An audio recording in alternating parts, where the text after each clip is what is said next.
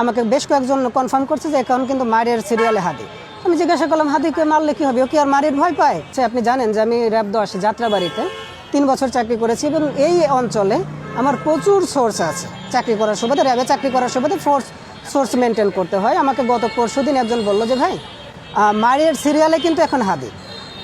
আপনার বরিশালে যে ফুয়াদ ভাইয়ের উপর যে আক্রমণটা হলো, আমাকে বেশ কয়েকজন কনফার্ম করছে যে এখন কিন্তু মারের সিরিয়ালে হাদি।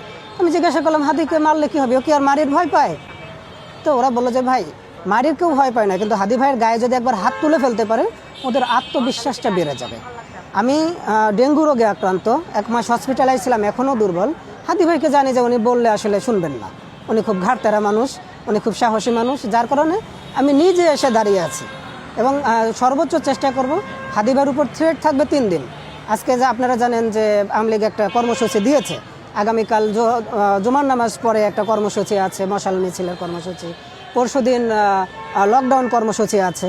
তো এই 3 দিন মিনিমাম হাদি ভাইয়ের সাথে থাকবো। যেহেতু কথা বললে উনি শুনবেন না, হাদি ভাইকে ভালোবাসি মন থেকে। হাদি ভাই কতটা রাজনীতিবিদ হয়ে উঠতে পারবেন সেটা নিয়ে এখন ভাবছি না, এটা দিনে দিনে মানুষ জানতে পারবে উনি কতটা রাজনীতিবিদ।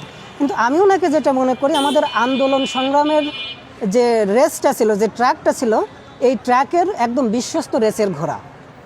আমরা কখনোই হাদি ভাইকে হারাই যাইতে দিতে পারি না এবং এটা বিশ্বাস করি হাদি ভাই যদি এই রানটা ধরে রাখেন, এই রান তিনি একদিন শেষ করবেন। আমার রাজনীতির এলাকা ছেড়ে আমি এখন হাদি ভাইয়ের পাশে এসে দাঁড়িয়েছি একটা মাত্র কারণেই, এই বিপ্লবী মুখগুলো, এই বিপ্লবী মানুষগুলো যেন কোনোভাবে আতঙ্কিত না হয়, এই মানুষগুলো যেন কোনোভাবে হারিয়ে না যায়। আপনারা ইতিমধ্যে দেখেছেন যে নুরু ভাইয়ের উপর কিন্তু একটা খুব গুরুতর একদম জীবননাশের একটা হামলা হয়েছিল। আপনারা দেখেছেন এনসিপির উপর একটা হামলা হয়েছিল, ফুয়াদ ভাইয়ের উপর হামলা হয়েছিল। হামলা একবার হয়ে গেলে তার বিচার কিন্তু আর বাংলাদেশে হচ্ছে না।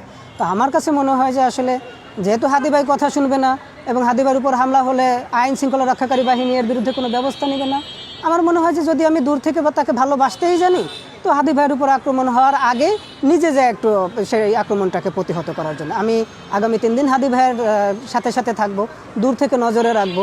যেহেতু আমার নজরটা একটু তীক্ষ্ণ, হ্যাঁ, আমি হাদি ভাইকে নজরে রাখার চেষ্টা করব যেন হাদি ভাইয়ের উপর কোনো রকম কোনো আক্রমণ না আসে।